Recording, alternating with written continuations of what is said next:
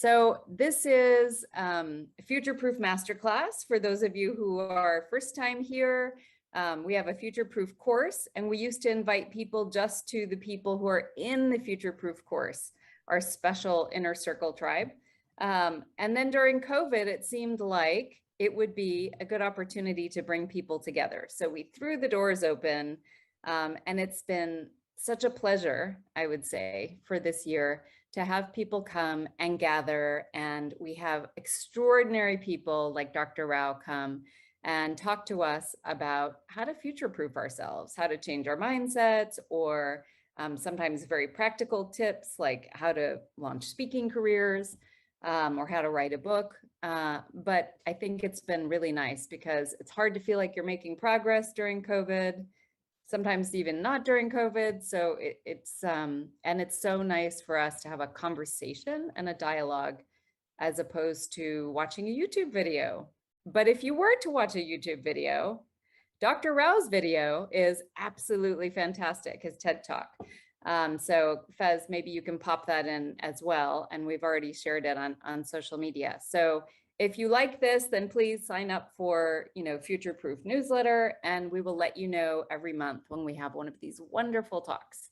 So thanks for coming. And I'd love to introduce Dr. Rao. He is the founder of the Rao Institute and a happiness guru.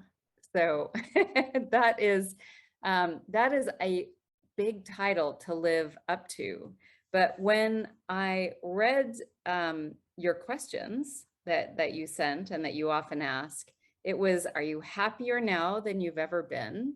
Does your blood sing at the thought of being who you are and doing what you do? And do you come radiantly alive many times each week? And that you suggest that you are wasting your life if it's not like this. So that's a challenge that I think everybody on this call can feel like they can rally to, because we're all a bit like overachievers, and the Future Proof tribe is very much, overachievers, want balance, but they are up for a good challenge. So I am super excited. You were among the highest rated and most popular professors at the world's top business school, but most importantly, Columbia Business School, since that's my alma mater. And your TED Talk, which I watched again, which I just loved, has been viewed over 1 million times. And you have been running basically your own school, the Rao Institute, teaching people how to change their mindsets to really fulfill the potential that the universe, asks of them. So thank you so much for being here. Oh, my pleasure entirely, Diana. I loved it when you got in touch with me, and the kind of persons you talk to are precisely the kinds of persons that I would like to reach and who I think can benefit the most from what I teach. And I love Columbia Business School.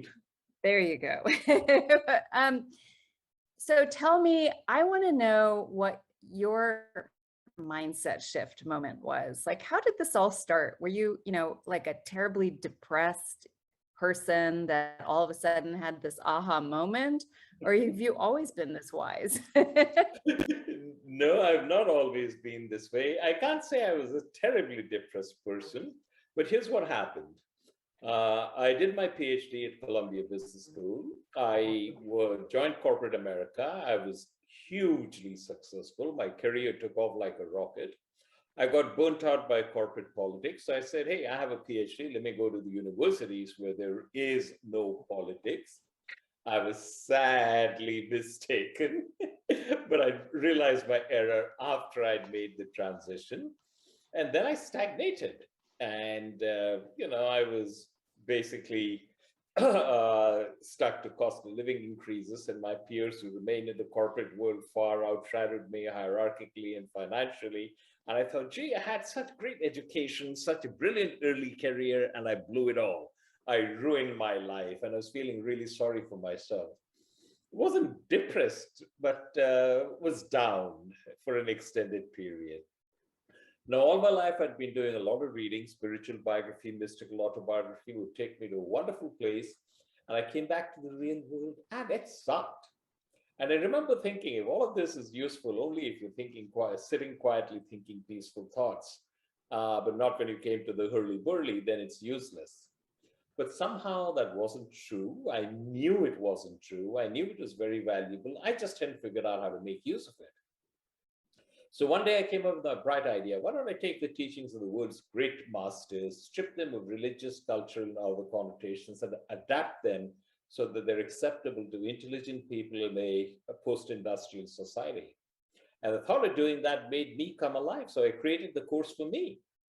It did well, so I moved it to Columbia Business School in 1999, and it exploded.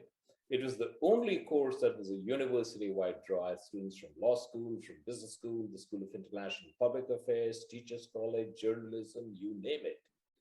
And then it got written up all over the place. Fortune, Forbes, Business Week, New York Times, Wall Street Journal, London Times, Financial Times, and it spread by word of mouth. People from London Business School came to Columbia on exchange, and they went back and said, you got to have that. So I taught it at London Business School, at Berkeley, at Kellogg, at Imperial College, and then it became so popular, I spun it out and taught it independently. And it's still being taught, only now it's virtual. So one of the things that I know that you do a course and you talk, and it's multiple days and people have to really invest. But one of the things that you talk about is the small shifts. And a lot of times we talk in the Future Proof course about making small shifts that can make outsize impact. Right. And so, you talk about upgrading your life with new mental models for viewing the world. What do you mean by that? Okay, a mental model, Diana, is a notion we have that this is the way the world works. And we have dozens of models. We've got a model for everything. We've got a model for how do I get a job? How do I get ahead in the job I have? How do I find a person to marry? How do I bring up my children? We've got dozens of models. Now, mental models are wonderful things, and the vast majority of people on this call or who are going to view it later are enormously successful, and they're successful because of their mental models. But every once in a while, we have a model that is not serving us well. And all of the problems in our life are caused by the models that are not serving us well. And the reason we have a problem is not that we have models, but we don't recognize that we have models. We think this is the way the world works. I'll give you an example. You probably don't think of yourself as a control freak. No, actually, I do. But I'm telling you, you're doing it as a control freak. Many people don't think of themselves as a control freak, but they are control freaks. Every single one of us is a control freak. We have spent our entire life trying to control some part of our internal or external environment. Let me repeat that. We have spent our entire life trying to control some part of our internal or external environment. Went to Columbia Business School. Why do you go to Columbia Business School? Well, it's a great school, and if I graduate from that, there is prestige associated with it, and maybe I'll get a high-paying job or opportunities will open up to me that would not have otherwise. Let's do it. It was an attempt to control some part of your internal or external environment. You got married. Why do you get married? Well, I met this guy. He kind of seemed nice. And I thought if we get married, there's going to be sex and love and companionship. Seems like a good idea. Let's do it. It was an attempt to control some part of your internal or external environment. Everything but everything you do is an attempt to control some part of your internal or external environment. The problem, Diana, is you do not have control, you never had control, and you never will have control. And you experience that in your life many times when stuff comes out of left field and upends all of your carefully laid plans. So, how do you reconcile being a control freak with the knowledge that you don't have control? Most of us duck the fact that we don't have control and put the onus on, if only I had executed better, if only I had prepared harder, and so on. Mm-hmm. Whereas the fact is, no matter how well you prepare, you are going to be blindsided because that's the nature of life. So if you build that in beforehand and accept the fact that you do not have control, you never had control, you never will have control, then you find that not having control is simply a part of life that you're perfectly comfortable with. And that is how you can have a terrific day every day. Would you like to know how you can have a terrific day every day? It's very simple. Of course, yeah. Get up in the morning and consciously, mindfully decide you're going to have a terrific day. Now, most of us make the following mistake. We think in order for us to have a terrific day, two things have to happen. And those two things are stuff should happen that I want to have happen, and stuff should not happen that I don't want to have happen. But we've already talked about control. You don't have it. You never had it, never will have it. So if you're smart, you're going to say, I'm going to have a terrific day. And in my terrific day, stuff is going to happen that I don't want to have happen. Feces is going to fall from the sky. And in my terrific day, I'm going to spend a couple of hours cleaning up the feces that will inevitably drop from the sky. And I'll have a terrific time while I'm doing it. It's really as simple as that. It sounds Pollyanna-ish, but if you give thought to what underpins it, you will find that it works. Well, I'm going to have a terrific day tomorrow. So thank you for that. I'll give it a try. Start from this evening. You're going to have a terrific night. Now, I'm going to have a terrific Zoom call with you, Dr. Rao. And so far, so good. So one of the things that is sort of similar to that you talk about, and that I've heard you talk about in other talks, which is really, if you want something and don't have it, then that's where our problems lie. So the question really is, would you rather get what you want, or would you rather outgrow the want so that it doesn't trouble you anymore? That was one of the things I was listening to, and I was like, wow, I guess I'd want to outgrow the want so it doesn't trouble me anymore. But then what? So then what? What do we do with all the time if we used to spend it wanting? And how do we achieve? I think that you're talking to a bunch of very successful people, and maybe they want, oftentimes they want to achieve an impact in the world beyond just their job. And I honor that.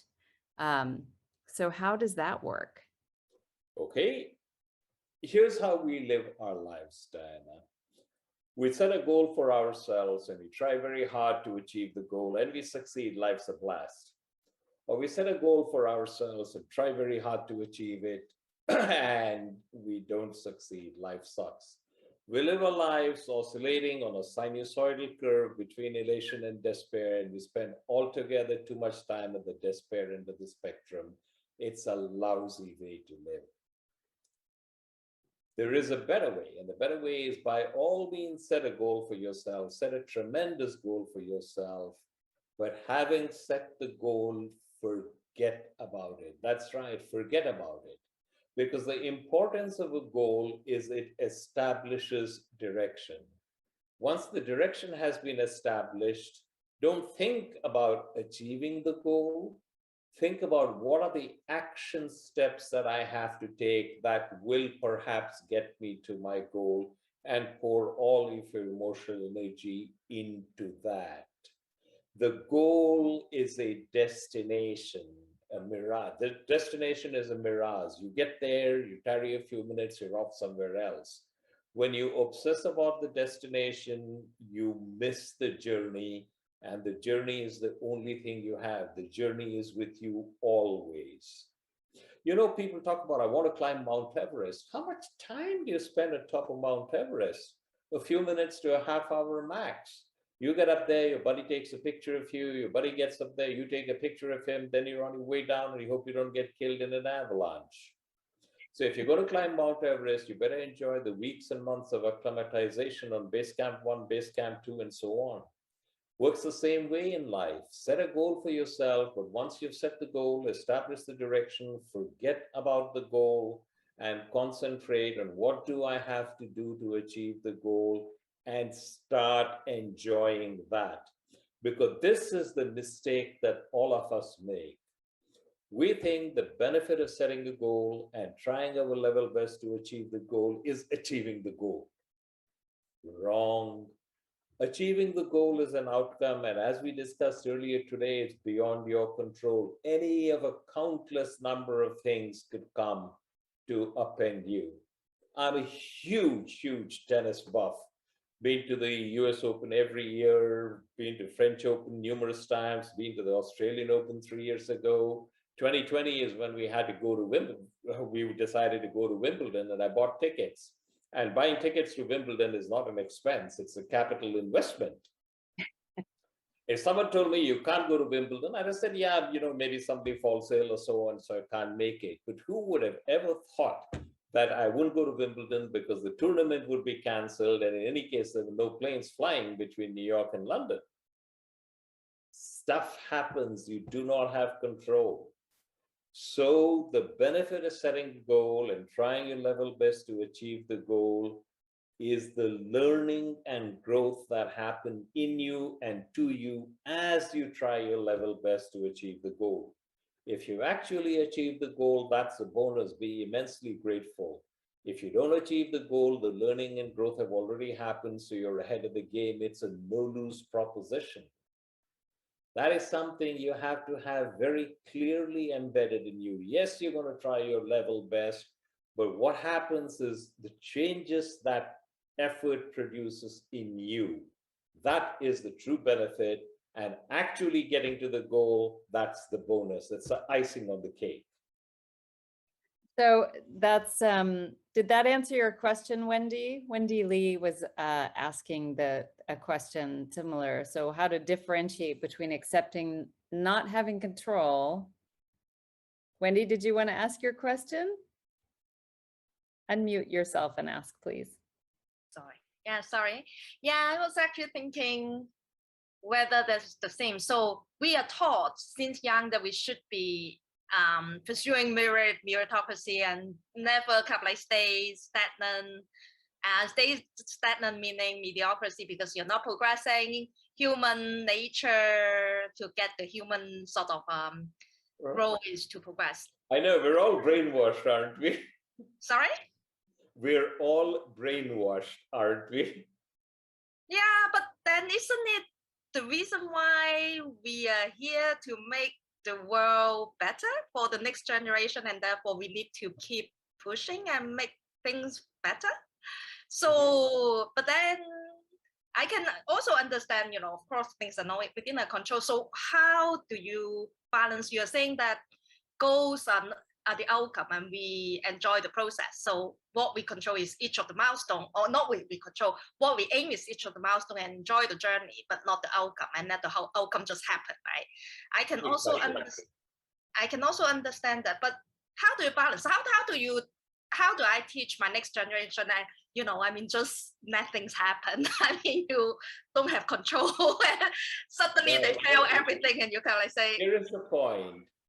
You don't tell them not to make the effort and the outcome just happens. You have them make the effort. They have to try to the best of their ability. You can't avoid having a vision. You can't say, I'm not going to have a vision, because you automatically know you want the world to be a certain way. So as long as you have that vision, it is incumbent upon you to try your level best to achieve the vision. You may succeed, you may not succeed.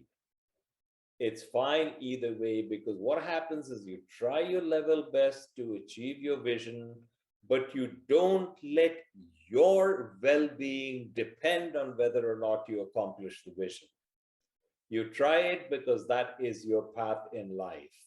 You try it because you want to make the world a better way. And if you think you do this, the world will become better. So you try your level best.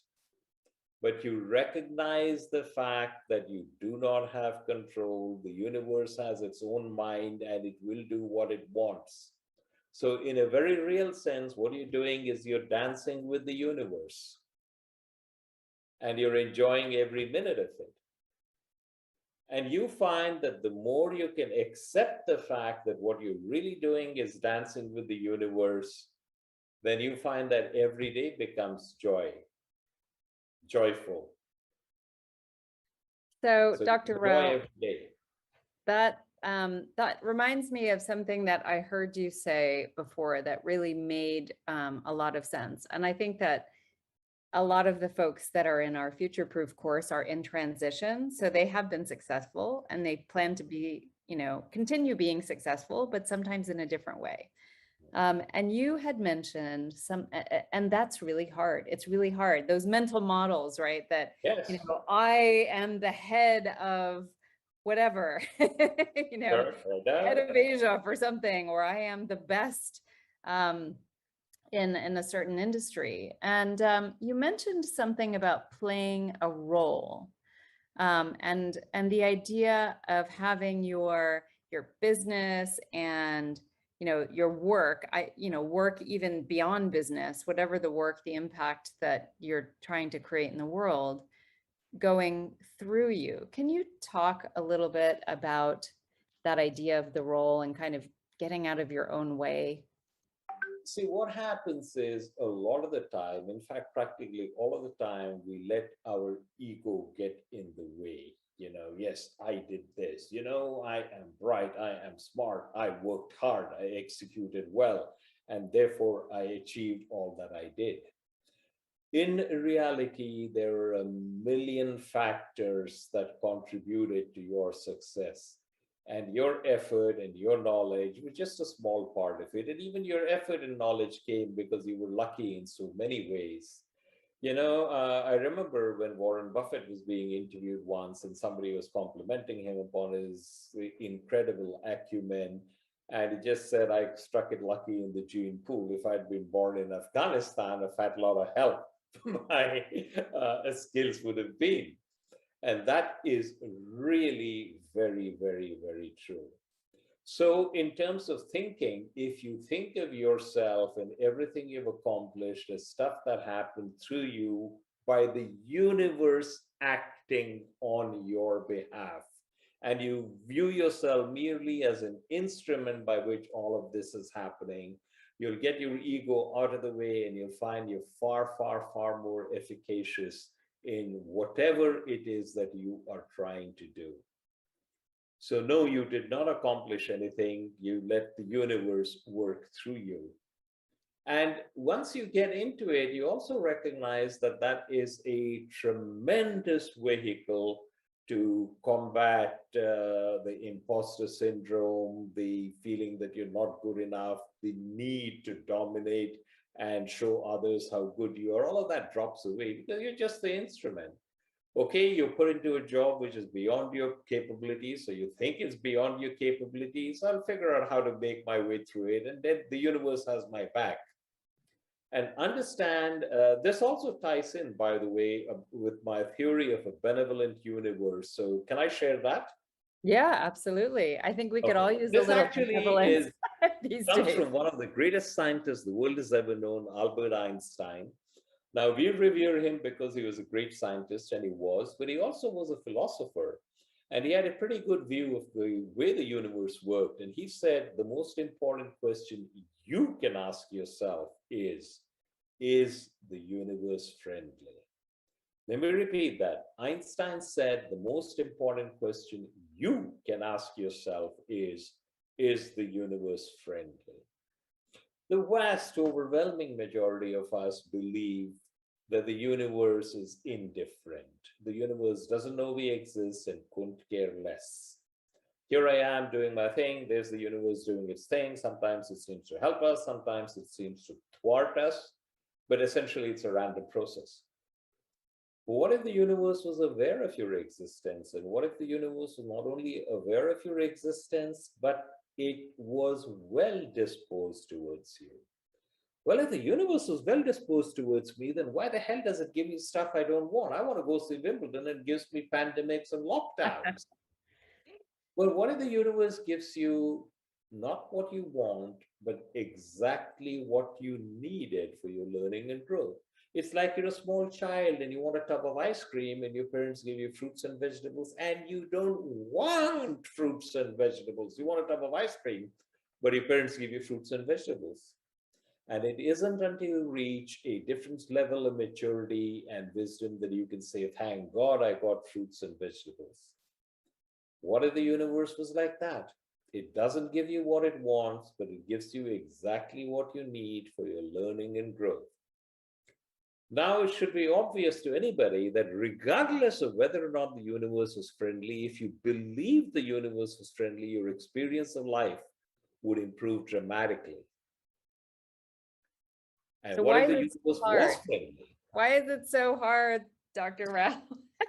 Why is it Because so hard? nobody has thought about it in those terms. This is something we ought to be teaching in school because little children get it very, very, very fast. So instead of believing in this horrible universe that gives me all kinds of crap that I don't want, and then you spend your time bemoaning and cursing and being depressed. Whereas if you say, the universe gave me this, there must be a lesson in it for me. How can I learn it fast so the universe can give me something else? And all of a sudden, every day is a blast. Okay, I got to learn my lesson today. It was painful. Next time I learn it easier. And you find you have an incredible resilience and ability to bounce back from everything because, hey, it's a friendly universe. It's looking out for you. That answers one of our questions in the chat, which was really, should we be teaching this more to younger kids below university level? Have you ever thought about that? You know, I know I have thought about it. People. I have thought about it, but that's not a milieu that I feel comfortable in. So I am basically, my natural audience are, top MBA students, corporate executives, and now increasingly entrepreneurs. And I hope that some of them will be motivated to take this message to the schools. Absolutely. Well, I feel like this is a message, and I know that your teaching is, you said it sort of takes the world's greatest wisdom and consolidates it and looks for patterns and sort of takes that. So I kind of wonder if it's something that we used to be taught in our different ways, and it's kind of fallen by the wayside. Do you think that that's possible? Yes, I do think that is true. Organized religion has many issues, but one thing that it did do is get certain basic moral precepts across, and a large part of that is now has fallen by the wayside with nothing to replace it, and that's unfortunate. Yeah, I think that so getting back to some of the things that people are trying to, I feel like right now during COVID, yes, we've all had a pandemic. Yes, the universe is having a giant cosmic joke on all of us. But how do you start doing that? You wake up in the morning and you feel like things are going, and you tell yourself you're going to have a terrific day. And you have, I think that everybody right now is just inundated with information and choices and, and decisions to make on many levels. Should I go, if you're in Hong Kong, should I go to the US? Then I have to quarantine. Should I keep my job? Should I do something else? How do you find that this applies to decision making and making good decisions? Very simple. Diana, your awareness is like a flashlight. This is one of the most powerful concepts that I teach. It's not that I think it's powerful, it's because people have told me repeatedly how helpful they found it. Your awareness is like a flashlight. What does a flashlight do? A flashlight illuminates whatever you shine it on. You shine it on the floor, it lights up the floor. Shine it on the ceiling, it illuminates the ceiling. Your flashlight, your awareness is like a flashlight. And I'll prove it to you right now. I want you to take the flashlight of your awareness and shine it upon the chair in which you're sitting right now. The moment I do that, you become aware of the pressure of your buttocks on the seat. You feel the fabric or the leather against the back of your thighs, correct? 30 seconds ago, you were not aware of any of that, but now you are. That's because you've shown the flashlight of your awareness on it. Where do we shine the flashlight of our awareness? Typically, we shine it on the 3, 4, 5 things that are wrong in our lives. More precisely, on the 3, 4, or 5 things that we think are wrong in our lives. And the 40, 50, 200 things which are pretty darn good about our lives, we never shine the flashlight of our awareness on them, so they slip by unnoticed, like the chair in which you're sitting. Now, everyone on this call is incredibly privileged. They're highly educated, they have an income, they have enough of an income that they can complain about the taxes they have to pay on that income. They have a bed to sleep in, a roof over their head, food to eat.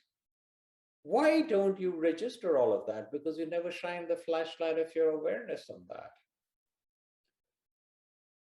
It's a pandemic situation, and there's, terrorism of various kinds going on. The political situation is in total turmoil.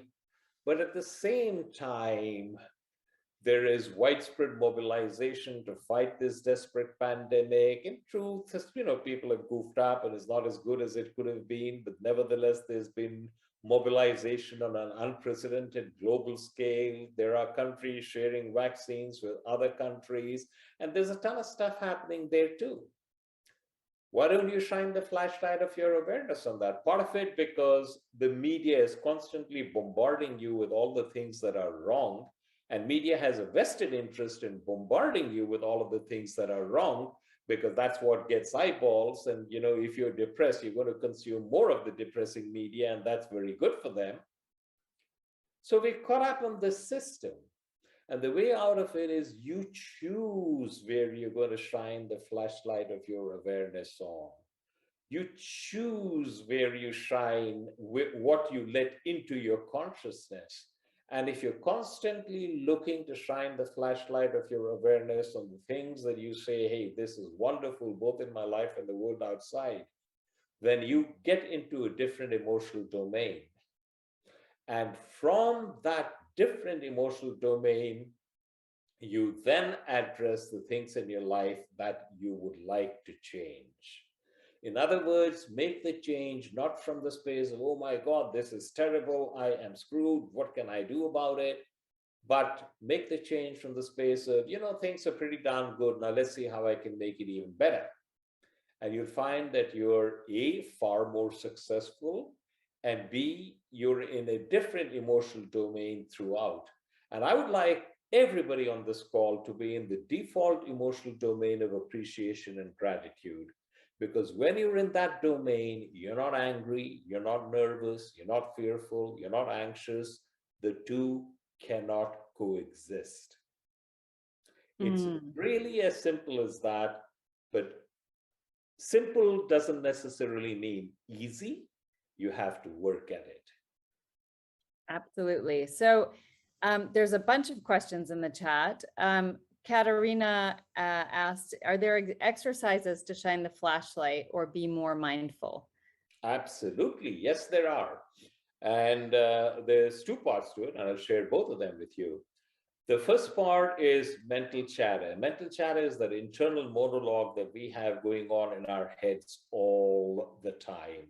The stuff that says, what is happening? Oh my God, the world is in a mess. So, there's this happening politically, and this candidate is running and I don't like him, and all the rest of that. The problem is not that we have mental chatter. Mental chatter is like the clouds in the sky. They're there. We identify with our mental chatter, and when we identify with our mental chatter, it takes us to all kinds of places, dark places very often. And the way out of that is for you to stand back and observe your mental chatter. It's as simple as that. And then you simply say, here I am Dinah, having thoughts of anger at this politician who said this perfectly stupid thing. So when you're observing yourself feeling angry at someone, there is a distance created, and that anger cannot drag you where you don't want to go.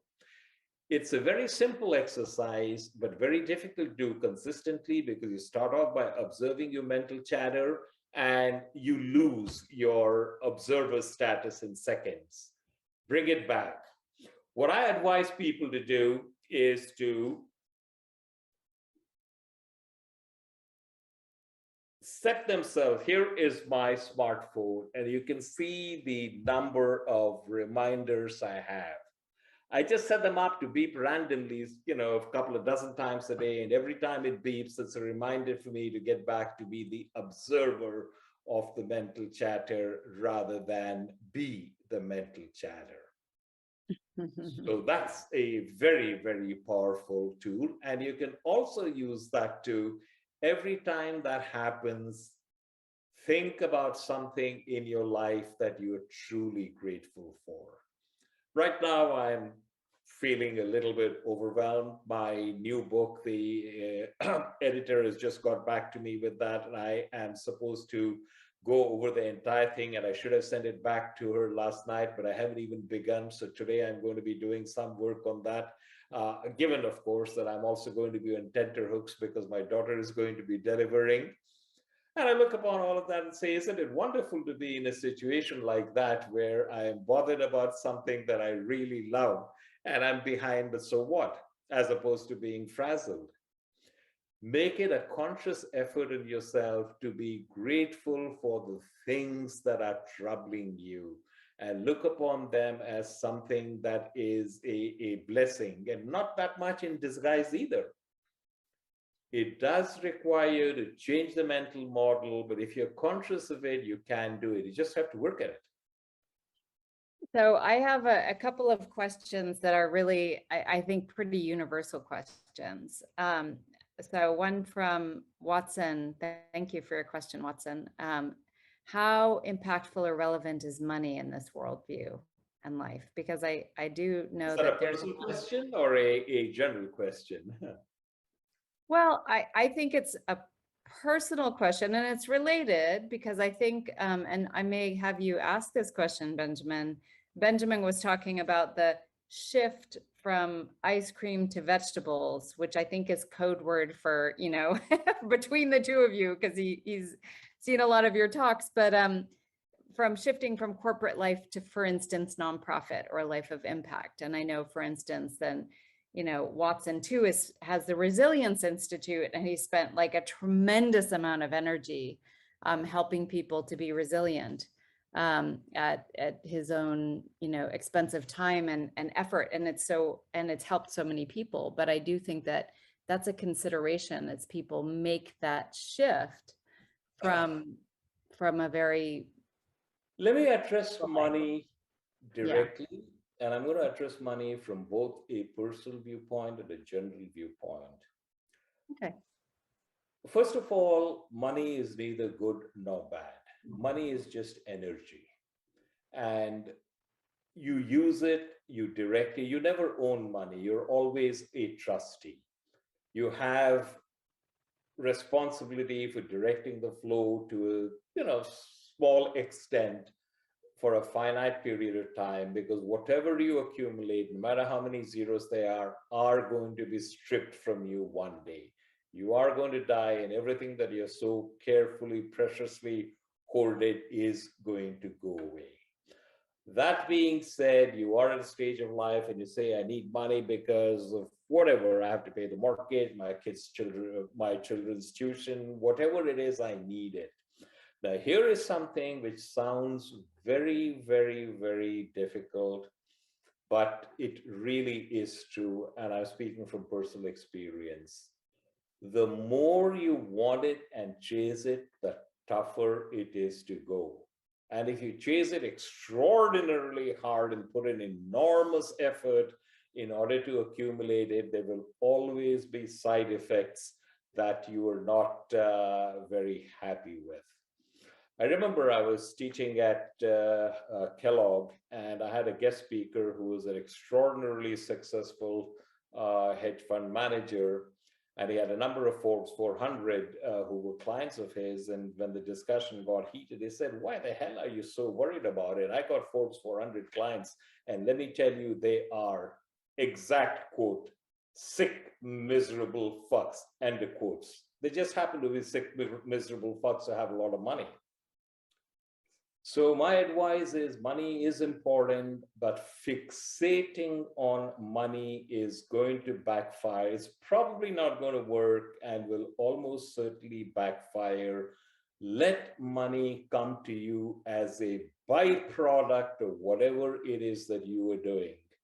And if you are fixated upon a grand vision, which makes a greater good to a greater community, then money will flow to you almost without you giving thought to it. I know it's difficult to believe, but that really is the way it works. And yes, I do have personal experience of that. All right, Vikram, are we happy? Did you want to follow up? Because this is a similar, you talked a little bit about that. Yeah, thanks, Diana. And Dr. Rao, what you said at the beginning of the call totally resonated with me, because I'm probably currently in a situation where I'm comparing myself against my peers and checking out, okay, I went to this fancy university, I'm still not there, etc., etc. No, I've been there, Vikram, been there. And so what I'm trying to figure out is, is it easier for us, all of us on this call, to say that money is not important, because now, honestly, all of us have some of it, right? Yeah. But what got me here was that hunger to, pursue it. And I totally believe you're this thing about, not having a lot of things under control. And I have no no assumptions that it was only hard work or whatever. There was a lot of luck involved in wherever I got here today, right? So no doubts about that. But I feel going forward, doesn't society really reward people or who have those resources? Yeah, but there's 2 points here, several points here, Vikram. First of all, don't try to tell yourself money that is not important, because it is important. And not only is it important, but if you tell yourself money isn't important, then really you don't believe that deep down, you're simply kidding yourself, and it never works, okay? So don't try to say, no, money is important, but you can get around to this point of saying, hey, money is important. I'll try my level best to make more, but I will try to remember that money is important, but it's not the only thing that's important. And I'll try to shift the locus of my awareness. I'll try to shine the flashlight of my awareness on things apart from money.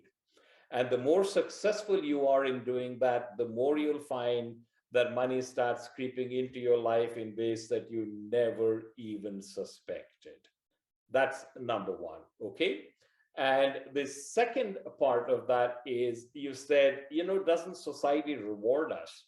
That's another of the things we're brainwashed into, Vikram, which is we want approval of others because we have negotiated it so that our self-worth depends upon our being acclaimed. And that is the most poisonous trap you can get yourself into. Most of us are already in that trap anyway. And the way out of that is to consciously be aware of this is how you're imprisoning yourself. And when you become aware of that, this is a process called deep reflection, by the way, and that is something that's a little too complex to go into in a short conversation like this. But as you get into it and you recognize what a prison you're building yourself from it, you will gradually be able to get out of that prison. And then you will find that you're happy and fulfilled in and of yourself, and not because there is somebody out there saying, look at Vikram, how great he is. And that, my friend, is a journey you ought to begin today.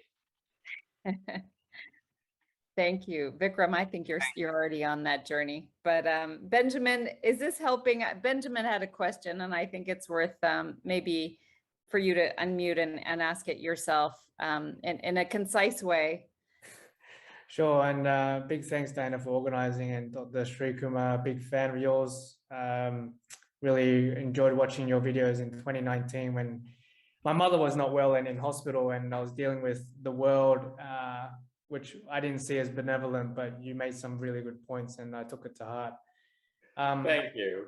My question is sort of, I think going back to sort of piggybacking on Vikram, I think money is important. I mean, having come from a background where we didn't have much at all, but now as I've been in the corporate life a lot and, being in sort of that corporate ladder perspective, I wanted to get your view on, you going back to your vegetables versus ice cream. So I got a lot of vegetables growing up, figuratively speaking. So I think my journey till now, I've been fed a lot of hard lessons, and I realize a lot of them are good lessons.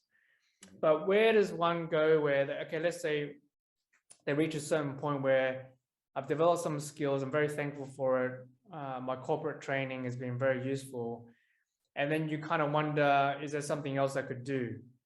Whether it's a non-profit, charitable, for example, or maybe entrepreneur. But, so on one hand, I don't want to challenge myself too early and say, oh, I'm going to jump and do something grand and deliver nothing for this, for the community. But, where does someone sort of judge that point and go, okay, maybe, I've got enough vegetables, and actually there's other vegetables they had down this other journey where I could maybe contribute in a different way to the society or to the community as a whole, as opposed to just doing what I'm doing today, for example.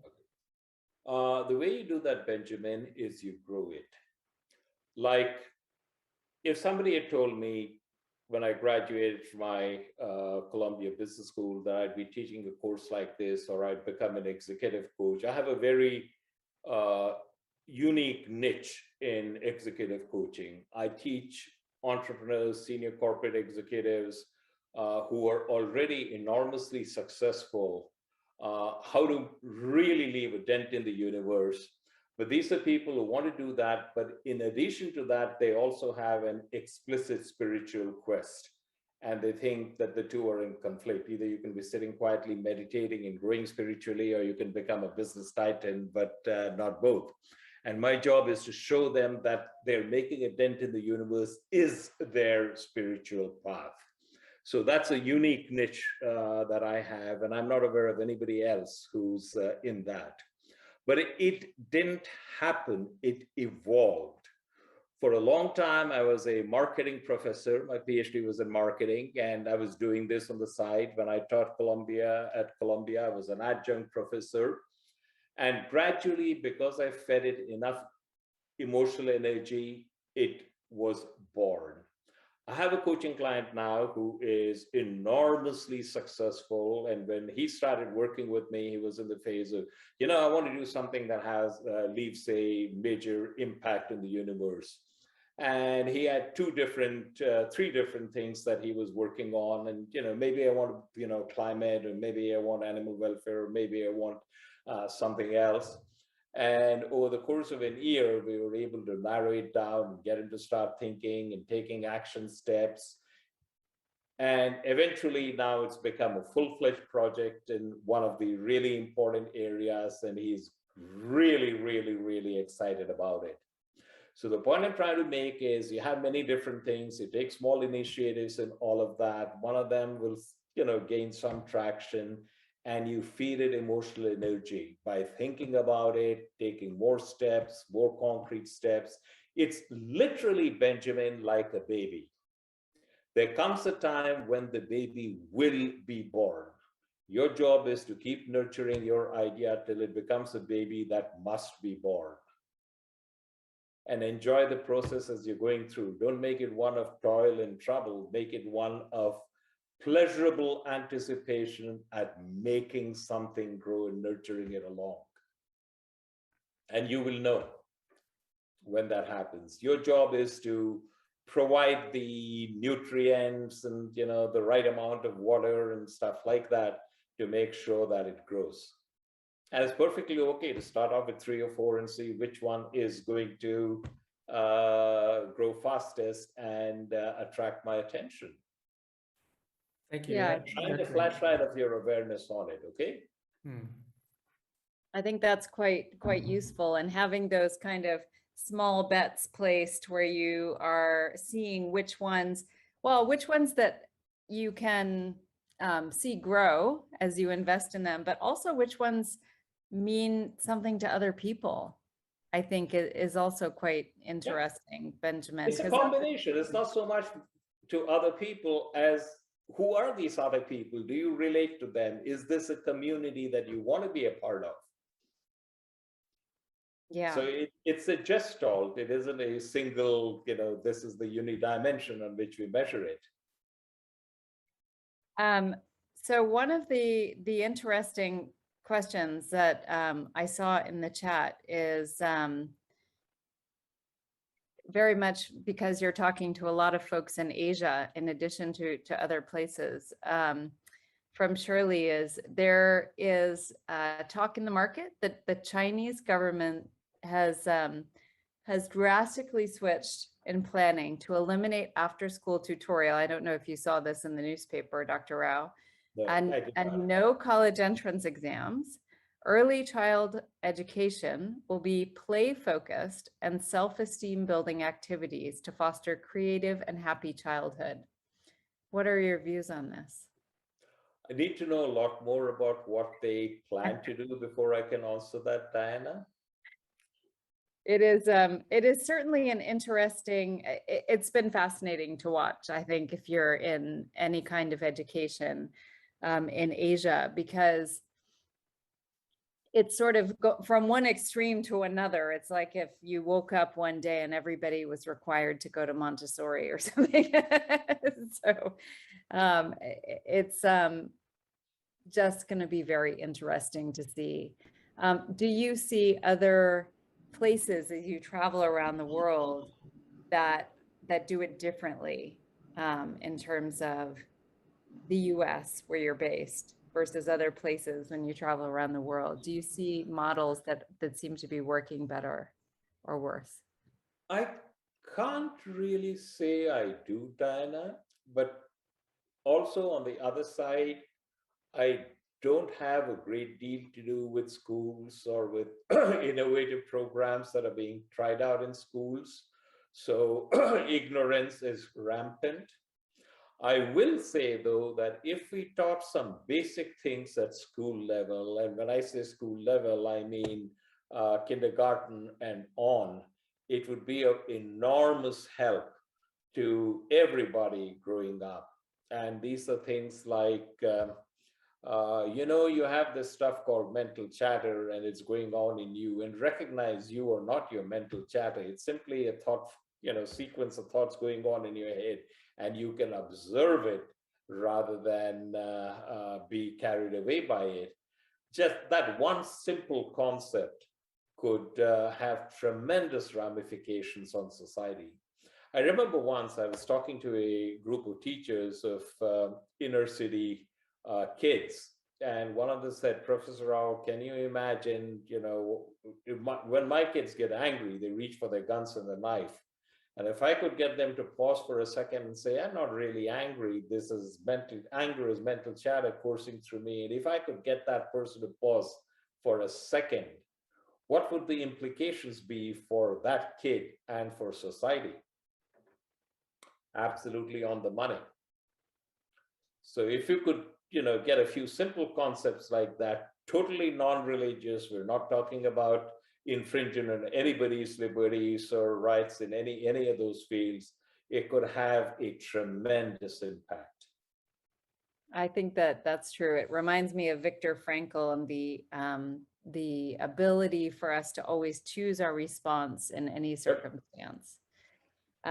Well, thank you so much for coming and sharing with us for this hour and getting up so early. And I feel like you've denied having a real expertise in young children, and yet you are embarking upon spending the next couple of days with a 2-year-old. So I think that's going to be something that's challenged.